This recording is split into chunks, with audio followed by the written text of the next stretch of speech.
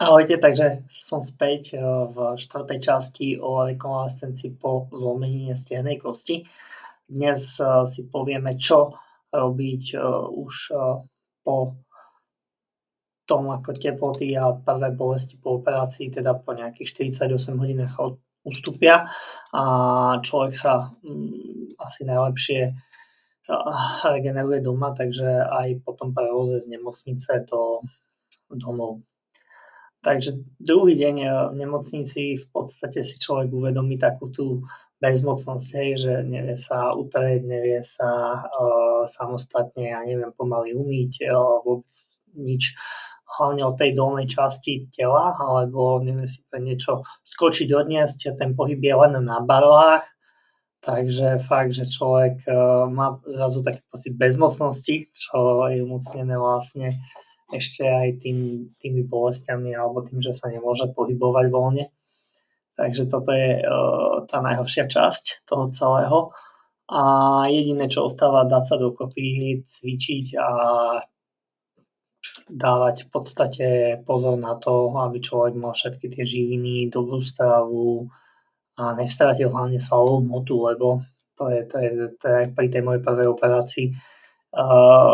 niečo, čo dokáže oneskoriť celú tú obnovu, či už pohybu, alebo celkovo návrat k športu.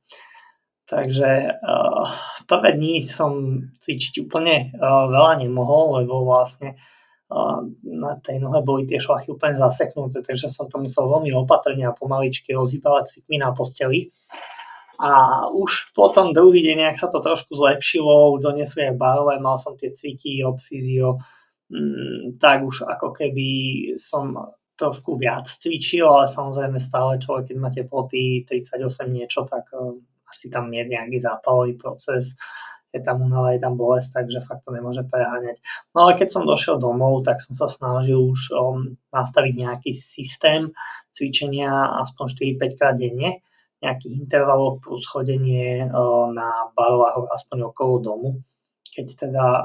je vonku, že neprší, nie je zima, čo sa podarilo docela, takže vlastne som začal aj na barlách, teda bez zaťažovania sa pohybovať. Není to dobré možno pre tú nohu, ale je to dobré preto, aby telo teda bolo trošku v nejakom pohybe na vzduchu, na slnku. A je to zmena oproti stavu, keď človek je teda po noci preležaný z jednej pozície v posteli, lebo sa nevie v podstate dať na bok viac ako na 50 minút na ten druhý. A aj to veľmi opatrne, aj s vankušom medzi nohami. No a aké cviky robiť? V podstate ide o jednoduché cviky, zdvíhanie nohy, ťahanie nohy, napínanie svalov a nejakým spôsobom potom snažiť sa aspoň zdvíhať tú nohu, aj keď prvé 2 týždne mi to nešlo, kde teda už aktuálne viem aj zdvihnúť nohu, viem aj potiahnuť nohu hore. No a na tých barvách vlastne človek zase vie cvičiť nejaké také kvázi mini drepy na barvách bez zaťaže, kde človek pokrčí tú nohu. Dajú sa tam aj rôzne iné cviky s tou nohou robiť, dá sa simulovať ako keby zohnutie kolena, všetko samozrejme v 100% odľahčení, len človek musí fakt dávať pozor, lebo išiel som nakúpiť teraz chlieba, vajcia, toto mi musela teta naložiť do tašky, tak som tam sa skoro šmykol, lebo vonku bolo mokro, vnútri bolo sucho a už človek taký grif chytil, že už ide, ale akože OK, tak som stal na tej druhej barle a stabilnej nohe, ktorú mám akože funkčnú aktuálne. No a tento systém tých cvičení vlastne treba dodržiavať v podstate už od toho prebudenia, jak sa človek prebudí, si treba zacvičiť, zase potom sedenie tiež veľmi dôležitá časť cvičiť sedenie, nielen ležať, nielen chodiť na barviach, ale fakt aj sedieť a samozrejme prevážený asi na tú skôr teda zdravú nohu na začiatku som bol a len kratšie som sedel, teraz už sedím trošku dlhšie, no aj cvičím dlhšie, aj robím trošku náročnejšie cviky. No a potom už túto fázu treba nejak dokončiť a po nejakej kontrole, keď lekár povie, že už môže človek ísť aj robiť niečo náročnejšie, treba skočiť zase za fyzioterapeutom a prejsť s ním už nejaké také tie pokročilejšie cviky, kde sa tá fáza dostane už z toho, že udržiavam, rozhýbavam, do toho idem posilovať cieľenie vedomé a možno aj nejaké iné následky, ktoré tá operácia väčšinou spôsobí. Hej, poviem príklad, ja mám ešte z tej starej zlomeniny kratšiu nohu 1,5 cm, tým pádom z toho mám trošku krivý chrbát, ale to zase neviem úplne zmeniť. Jedine, čo mi pomáha trošku sú vložky v topánkach, hej. A možno táto druhá noha to dorovná, takže bude to 1:1, uvidíme, keď sa budeme niekedy raz merať. A vlastne tieto vlastne disbalansy, či už v svaloch, alebo